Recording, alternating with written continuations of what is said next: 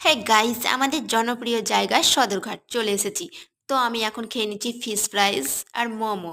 তো আমাদের fish fries momo খাওয়া হয়ে গেল। আমার মেয়ে বলছে চলো পুলি পিঠে খেতে। আজকে যেহেতু এখানে অনেক মা কাকিমার দোকান বসেছে, স্টল করেছে ওরা পুলি পিঠের। তো চলো আমি চারিপাশটা তোমাদেরকে দেখাচ্ছি। এই যে দেখো, এটা হচ্ছে আমাদের সদরঘাট।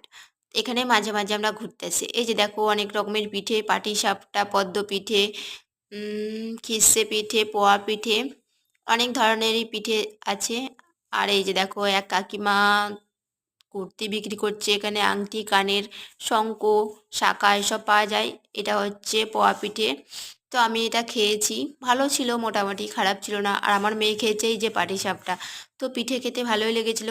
তো তোমাদের যদি আমার ভিডিও ভালো লেগে থাকে তাহলে প্লিজ লাইক, কমেন্ট, শেয়ার করো। আর সাবস্ক্রাইব করতে ভুলো না কিন্তু। ওকে বাই, ভালো থেকো, টাটা।